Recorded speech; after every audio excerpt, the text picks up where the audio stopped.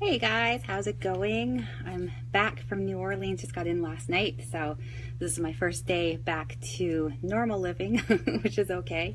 I kind of missed it near the end, but had a blast in New Orleans. If you ever get to go, you have to go. If you've been there before, you know what I'm talking about.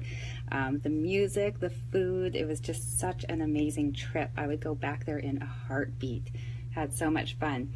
Had a great time at Summit, got some great inspiration from some amazing people that are so successful in this business. Just hearing them talk just inspires me so much. Got to hang out with my team of very crazy ladies.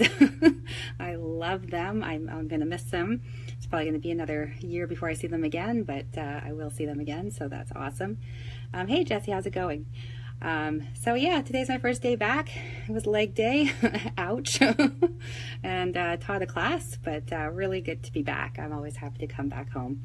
And then I'm going to be taking off again for Montreal in about 10 days to see some friends. So another trip coming up. So while I was away, I had gotten a message from someone asking me about intermittent fasting, and I didn't really have anything that I could say to her because I didn't really know anything about it. I've heard of it, of course. I think everyone's probably heard of it, but I didn't really have any information on it. So I told her that I would look for some information and I would share that because I'm sure other people are interested and curious about it. Hey Luca, how's it going? Hi Ange, how are you? So intermittent fasting. I'm sure that some of you have tried it. I have friends who have tried it and they love it. They absolutely love it. It's great. And I just wanted to look a little bit more into it. I've never tried it myself. I don't know enough about it to really get into it. So I did a little bit of looking around today, and I'm going to share what I found out with you guys. Hey Dawn, how's it going? So basically, intermittent fasting is just cycling between periods of eating and periods of fasting. And we all fast every day when we sleep. So we go a lot of hours without eating when we're sleeping, assuming that you're getting a lot of hours of sleep. So intermittent fasting can be as simple as just extending that fasting period. So for example, you could eat until 8 o'clock the day before, and then you go to bed or whatever, and you don't eat again until noon the next day. So basically you skip breakfast and you eat your lunch. So not too tough to do. I think a lot of people could probably manage that, especially people who get to sleep in a little bit. So what it works out to is you have an 8-hour window to eat, and then you have a 16-hour fasting period. This is one that seems to be the most popular with people, probably kind of the easiest method to get through. There's a couple of other methods that I'll talk about in a bit. But this seems to be the one that people do. I could totally see myself doing that. It wouldn't be too difficult at all. And so during the fasting period, obviously no food, but you can have water, coffee, and tea. They said you can also have other beverages as long as they don't have calories, but I didn't want to really say that because some people might think, oh, well, diet pop is good, and it's not. So stick to natural things like water, or tea, or coffee. Stay away from those colorful drinks with aspartame and crap in them. Hey Mark, how's it going? Hi Tina. Hey Lizette. So yeah, the 16-8 seems to be a very popular method of doing this. So why practice intermittent fasting? So why do this? So humans have actually been fasting for thousands of years, and whether it was due to food shortages or religious reasons or due to illness, I'm sure you guys have experienced this when you're sick, you just don't want to eat, or even for weight loss, fasting really isn't anything new. It's something that we've been doing for a long time. And our bodies adapt quite well to fasting and will change bodily processes in order for you to thrive during periods of famine. So your body actually adapts to the fasting so that you're not doing yourself damage, assuming that you are controlling how long you fast and you're not going too long with your fasts. So some things that happen when you fast, significant reductions in blood sugar, which is good, but that might also cause you to feel a little bit dizzy. So if you try this out and you feel a little bit dizzy, it's kind of a normal part of it. Not everyone will, but some people will. Some people are a little bit more sensitive to their blood sugar levels. Significant reductions in insulin level, which is great because a lot of us have too much insulin floating around in our bodies too much of the time, and it leads to problems, metabolic problems. And also a drastic increase in human growth hormone, which I didn't know about, which is I find very interesting. Human growth hormone is basically what we need in order to grow muscle and do other cellular repairs. We typically produce the most human growth hormone while we're sleeping, when we're in that deep sleep. But fasting actually increases the amount of human growth hormone, so that's a good thing. Hey Kirk, how's it going? So some benefits of fasting include a possible increase in lifespan. So they did studies on yeast, worms, and mice, and there was evidence that it does increase your lifespan. So I have a link on my blog for that study if you're interested in looking at that, or you can just Google it and read a little bit more about that.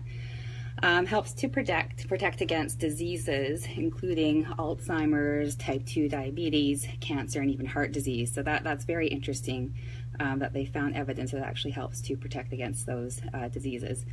And then there's also the convenience, right? When you don't have to prepare, 3 to 5 meals a day because you're skipping, a couple of meals first thing in the morning, it's a lot more convenient, saves you a little bit of time. So there's another one. Hey Shane, how's it going? So types of intermittent fasting. So I kind of touched on the most popular type, which is your 16-8. So you fast for 16 hours and you have an 8-hour window to eat.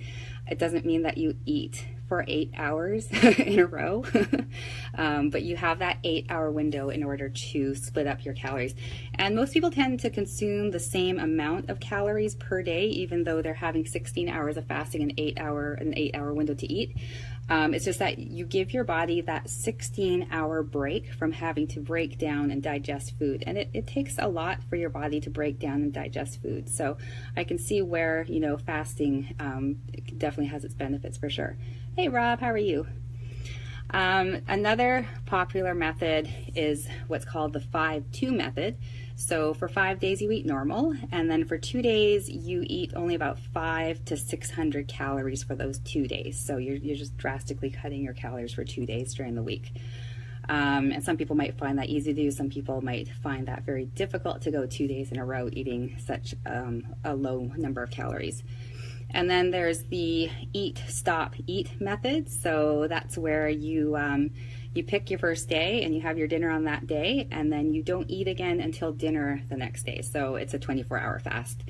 I'm not a big fan of like 24-hour plus fasts. I think it's a little bit too hard on the body, but that's just my opinion. So you can make your own decisions for yourself. So my take on the whole thing.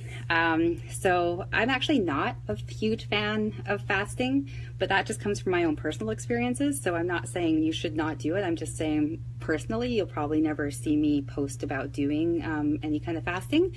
But I do have friends who swear by it and they love it. And there is research that backs the fact that it does have some health benefits. So if you're interested in trying it out, sure, why not? The only instance where I would advise against trying it out is if you have a history of eating disorders, because for some people it could be a really big trigger for them if they try fasting, so that if you've been through an eating disorder and you've gotten healthy, you don't want to send yourself back down that black hole. So if that's the case, I would stay away from intermittent fasting. But as always, I stand by the notion that everybody is different, and what works for some people won't work for others. If you're curious, talk to somebody who can help you out, who can guide you through it so you do it properly. If you don't know anybody, go on Facebook. There's tons of groups that talk about it. My friends are a part of a few of these groups, so check out the groups and find out more about it and see if it's something that you want to try out. So that's it. That's what I found. Hey Jason, how's it going? If you have more questions about it, any specific questions, please post them below, because I'll look into it and I'll talk about it on another day. I found it quite interesting. Even though I'm not a huge fan of fasting, after looking at the evidence and reading about the different methods, especially that 16-8 thing, I'm thinking, it might be something that I might want to try someday. Probably not going to do it anytime soon. I would wait for after my competition, just because I don't want to mess around with my my eating plan that my coach has given me. But yeah, it seems very interesting. I love the research behind it, and like I said, if you have more specific questions about it, just let me know and I'll look more into it and talk about it on another day. Hey Kathleen, how are you? And Teresa, if you watched this, and you were the one who asked me about this, so if I didn't quite cover what you wanted me to cover, please let me know, because I will delve into it more and help you out with that. So I gotta run. I gotta set up for my next class, and I've got a few people coming, so I better get my butt moving.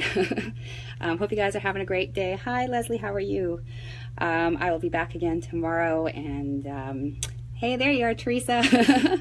So Teresa, once you watch all of this, if I didn't cover what you were asking me about, just let me know and ask me some more questions, and I will look into it and I will get you your answers, and I'll talk about it again on another day. So I'm super happy to do that.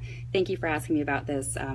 Sometimes I have a hard time thinking up ideas of what I should talk about on these live posts, and I like to talk to you guys live because I think sharing information live, I think for a lot of people it's an easier way to learn. So if you got topics for me, throw them at me, please. Hey Andy, how's it going? So yeah, I better run. Have an awesome evening, and I'll talk to you guys again real soon.